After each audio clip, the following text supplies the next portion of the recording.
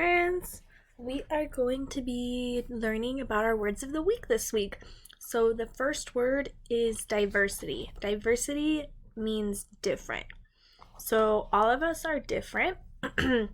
Some of us have, in this picture, we have yellow hair. Some of us have brown hair. Some of us have black hair. Some of us can walk. Some of us use a stroller or a wheelchair. So diversity, different. Okay? Diversity. Then we have acceptance. So acceptance means it's okay to be different. We play with everybody.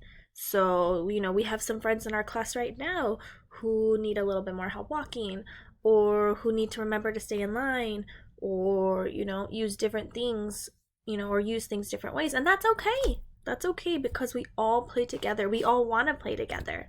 Okay? And then there's one more word called culture.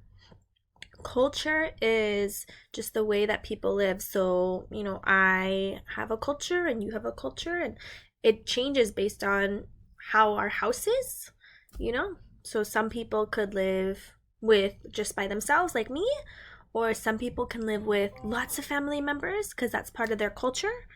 So it just depends. It's just different, and it's how someone lives. All right, so let's see what the next word is. All right, so we have two things here. I'm going to kind of move this up so mommies can see it and daddies can see what this word is for this next one. But what's over here? There's red, yellow, green. What light is that? It's a traffic light. A traffic light. So you guys are going to be able to learn about different traffic lights later with your mommies and daddies. But what does the red one mean? That's right. Stop. Stop. Red means stop. And green means go. That's right. And yellow means slow down. Slow. All right. And next we have a picture of this. It kind of looks like a chicken, but it's a bird. It's a Saramagoc bird. Saramagoc. That's kind of a big, long, hard word to say, but you guys can practice. And it's traditional for, the Filipino culture. So Saramagoc, it's very colorful, very bright, and you guys are also going to be able to make one of those birds at home as well. All right, let's see what our last word is. Last words. I'm hungry. Look at all these yummy foods. Okay, so this top one over here, this kind of looks like a soup, but it has lots of different things in the soup. That one's called gumbo. Gumbo. Can you say it? Gumbo. Gumbo. This is traditional for a certain type of people to eat. Look, there's meats, there's shrimp, and it looks very yummy. Gumbo.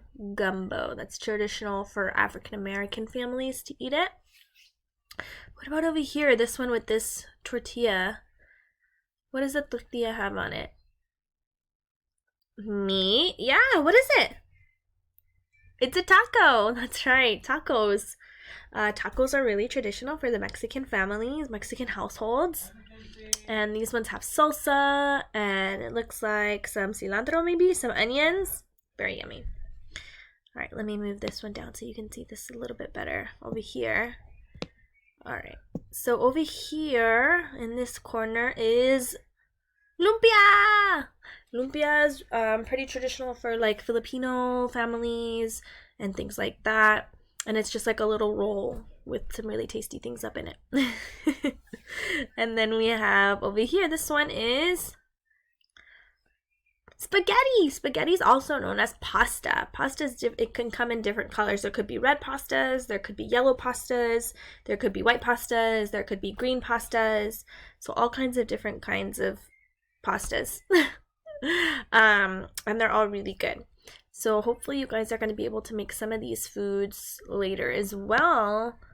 And you guys can pick something new, or you can pick something different, and things like that. But those are all of our words. They're kind of hard and they're really different, but that's okay. You guys just got to keep practicing, and I know you're going to get it. Bye.